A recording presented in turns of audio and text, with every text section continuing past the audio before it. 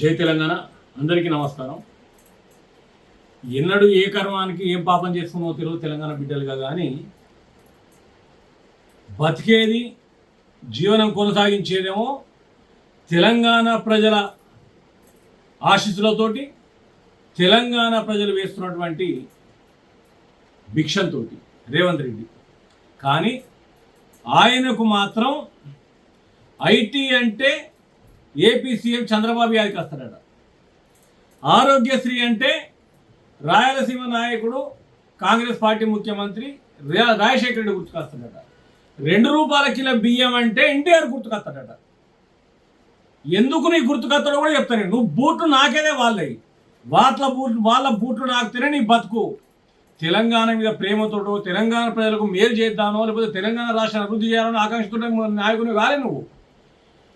వాళ్ళు ఎందుకు గుర్తుకొస్తారు నీకు? భారతదేశం మొత్తం గ్రౌండ్ లెవెల్లో పడిపోయి ఆర్థిక సంక్షోభం దిశగా పయనించినప్పుడు ఎన్నో ఆర్థిక సంస్కరణలు తీసుకొచ్చి గొప్పగా నిలబెట్టినటువంటి తెలంగాణ ముద్దు బిడ్డ పివి నరసింహారావు ఎందుకు యాదికి రాడరా? దద్దమాటురా నేను. భారతదేశానికి ప్రధానమంత్రి చేసిన 5 ఏళ్ళు తెలంగాణ రాష్ట్రం నుంచి పివి నరసింహారావు. గొప్ప నాయకుడు, గొప్ప ఆర్థికవేత్త.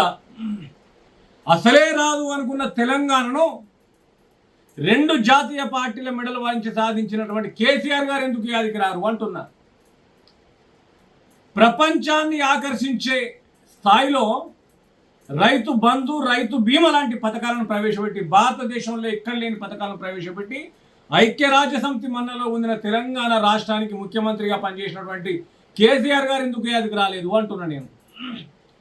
కళ్యాణ లక్ష్మి అనేది లేని చోట కళ్యాణ లక్ష్మి అనేది పెట్టి బ్రహ్మాండంగా తెలంగాణ బిడ్డలకు ఆర్థికంగా ₹1,00,000 సాయం చేసినటువంటి గొప్ప పథకాన్ని ప్రవేశపెట్టిన కేసీఆర్ గారు ఎందుకు యాదికి రాలేదు అంటున్నా నేను.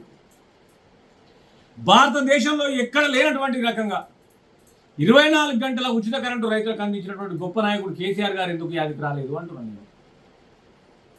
ఇవాళ పెన్షన్లు నెలకు ₹2,000 అందజేస్తున్నటువంటి కేసీఆర్ గారు ఎందుకు యాదికి రాలేదు?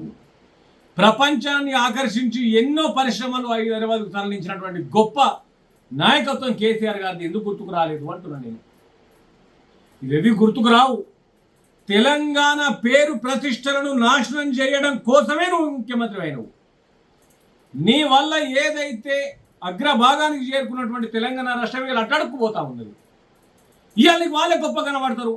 నువ్వు తెల్లారులేస్తే వాళ్ళ బూట్లు నాకంది నువ్వు బతకలేవు కదా. తెలంగాణ రాష్ట్రం చాలా గొప్పదని నువ్వు ఏదైతే కితాబిస్తున్నావు చంద్రబాబు నాయుడు అన్నాడు. గుజరాత్ రాష్ట్రం కూడా తెలంగాణ కంటే గొప్పగా లేదు. గుజరాత్ కాదు, భారతదేశంలో అన్ని రాష్ట్రాల కంటే గొప్పగా తెలంగాణ ఉందని చెప్పేసి నువ్వు బూట్లు నాకుతున్న చంద్రబాబు నాయుడు అన్నాడు. ఈ తెలంగాణకు అడ్డం పడ్డ నాయకుడు రాజశేఖర రెడ్డి. దాని తర్వాత తెలంగాణలో పుట్టిన నువ్వు కూడా అడ్డం పడ్డావు. నువ్వు తెల్లారులేత వాళ్ళ బూట్లు నాకుతున్నావు కాబట్టి ఇప్పటికి కూడా వాళ్ళ భజన చేస్తున్నావు తప్పితే నా రాష్ట్రం గొప్పదని మాత్రం నువ్వు అనవు. నా రాష్ట్రంలో గొప్ప గొప్ప పథకాలు ప్రవేశపెట్టినటువంటి నాయకత్వం ఉన్నదని నువ్వు అనవు. భారతదేశాన్ని ఆర్థిక సంక్షోభం నుంచి బయటకు తీసినటువంటి తెలంగాణ బిడ్డ గొప్ప నాయకుడు పివి నరసింహారావు అని నువ్వు అనవు. కానీ నీకు సీమాంధ్ర నాయకులు, ఆంధ్రప్రదేశ్ నాయకులు మాత్రమే యాదికొస్తారంటే మేము తెలంగాణ ప్రజలు చేస్తున్నటువంటి కర్మ, దురదృష్టం మాది.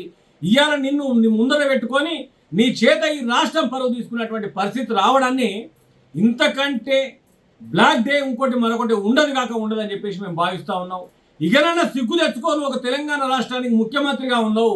తెలంగాణ రాష్ట్రం పరువు తీస్తున్నా అనేది ఒకసారి సోయి తెచ్చుకొని సోయినట్లు మాట్లాడితే బాగుంటుంది.